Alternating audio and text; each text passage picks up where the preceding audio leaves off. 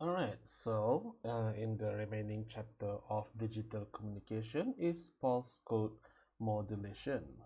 And in this part, we will see how we change analog to digital using analog to digital converter.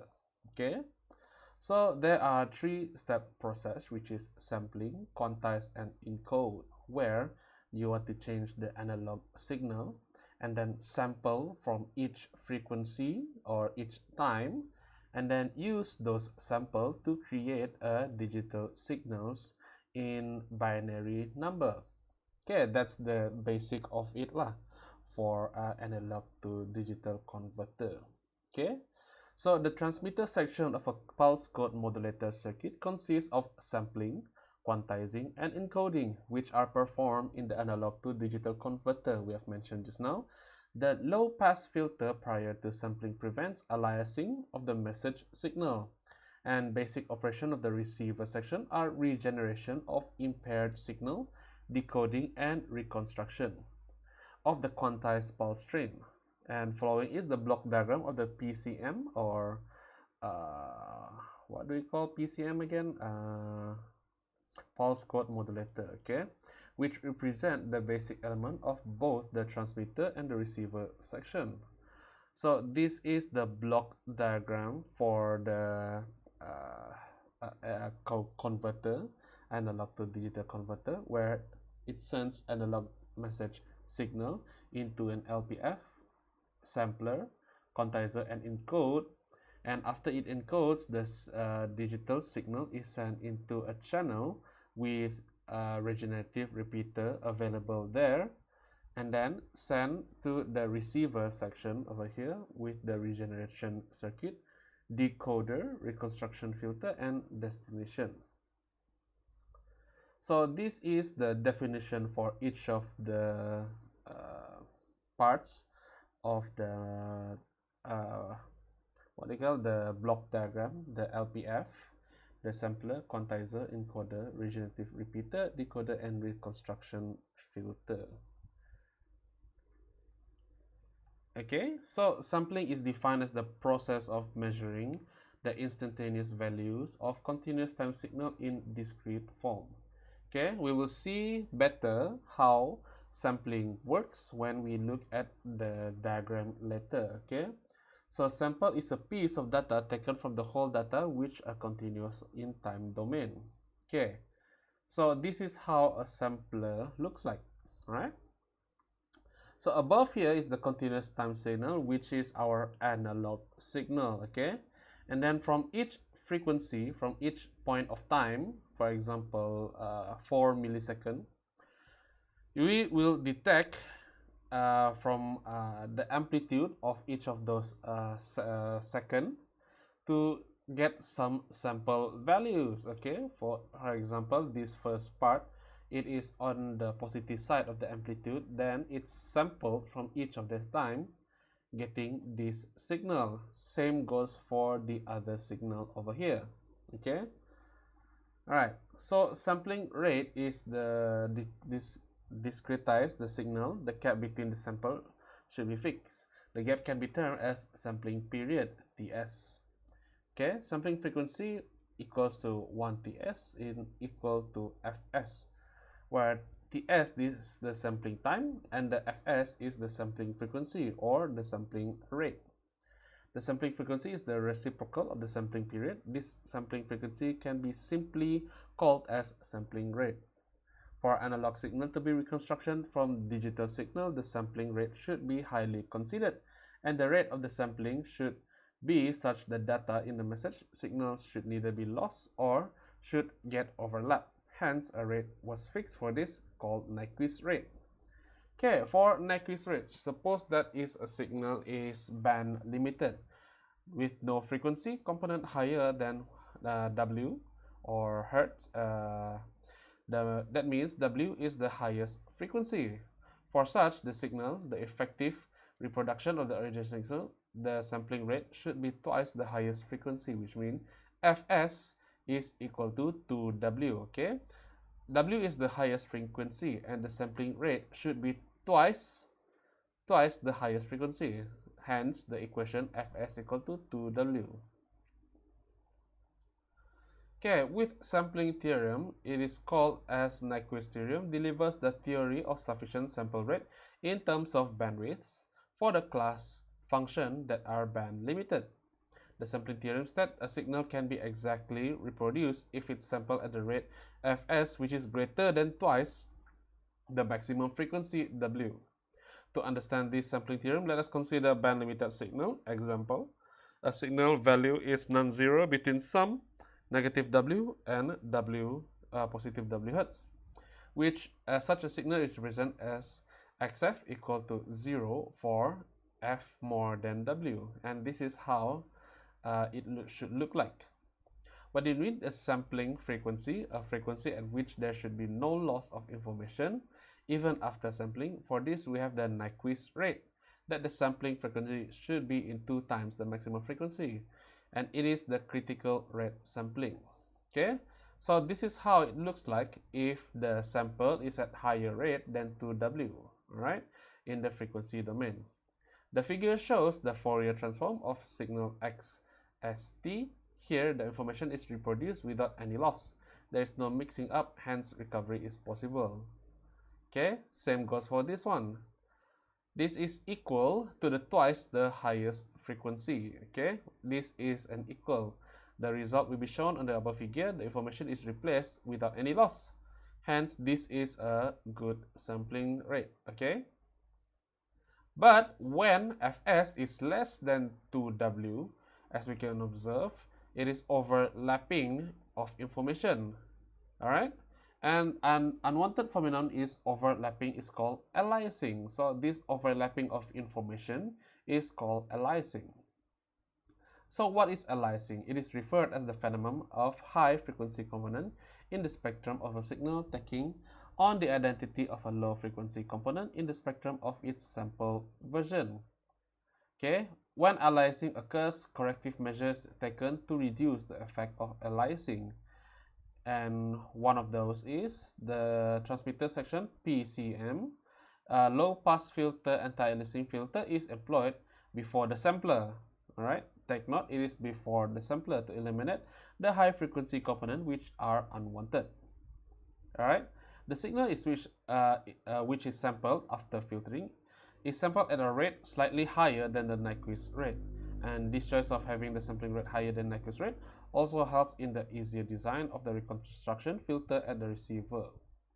Alright, before at the block diagram we have seen the sampling, and then after sampling we are going through quantization, and it is to digitize of analog signal involve the surrounding or the rounding of the value which are approximately equal to the analog values. Okay, both sampling and quantization results in a loss of information.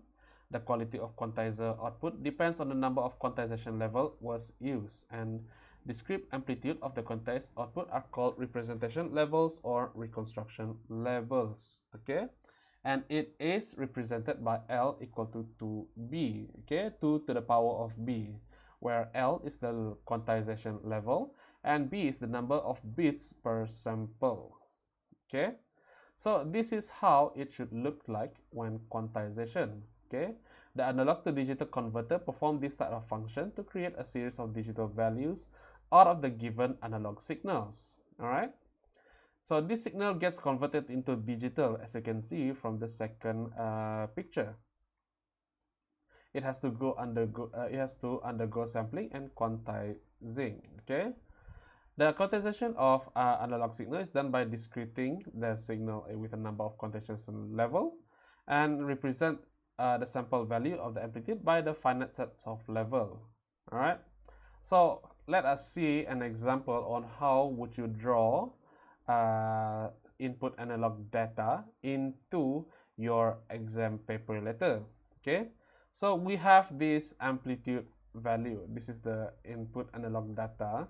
You placed it on a time domain, okay, with an amplitude and time as your frequency, as your x-axis.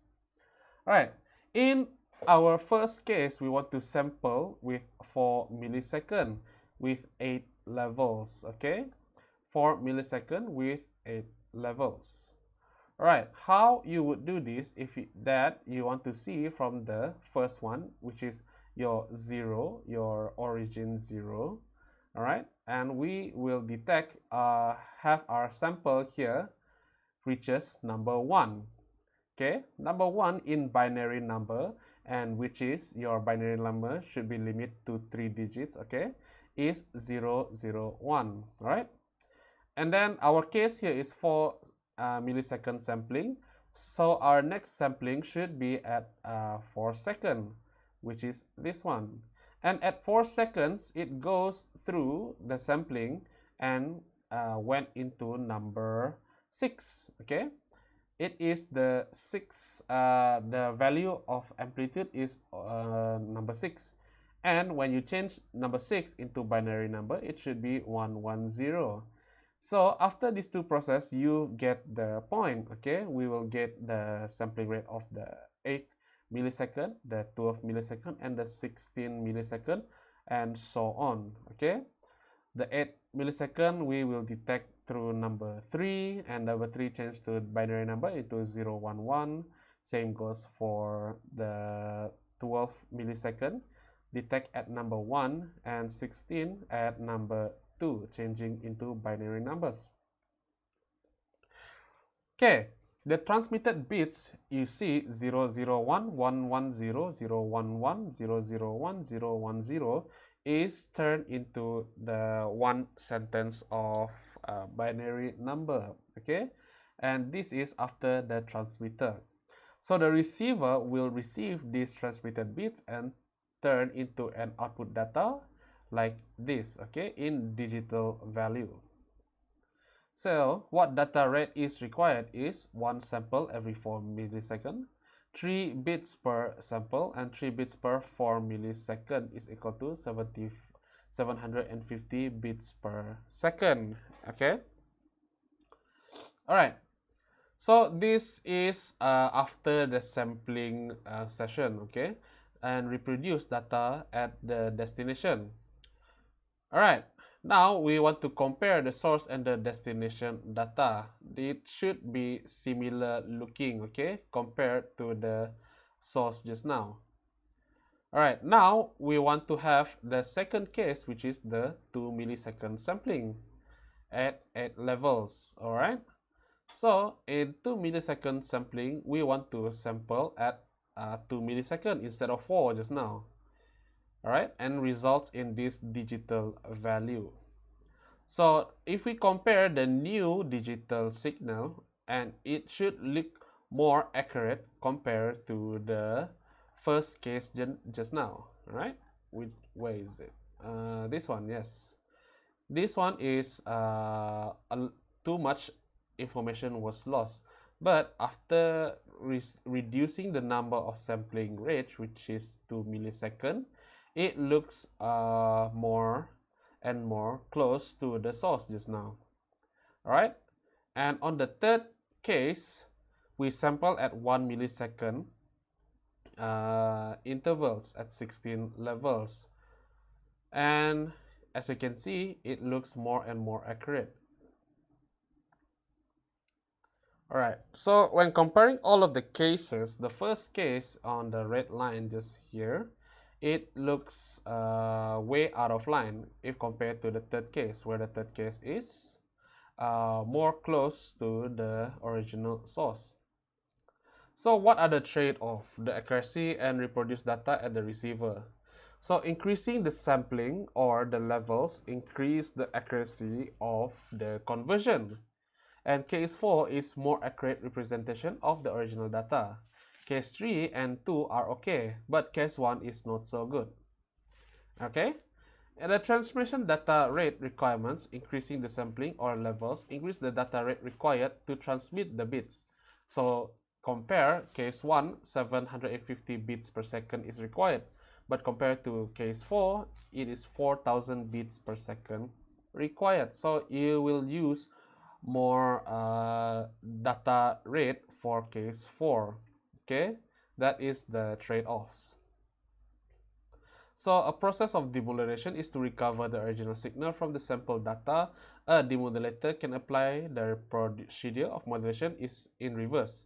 After each sampling period, the demodulator reads the next value and transition the output signal to the new value. As a result of this transition, the signal gains significant amount of high frequency energy due to aliasing effects. To remove this undesirable frequency, the demodulator passes the signal through a reconstruction filter that suppresses energy outside the expected frequency. So in essence, demodulation is just to recover the original signal from the sample data. Hence, the analog to digital to analog converter. Okay, that is demodulation.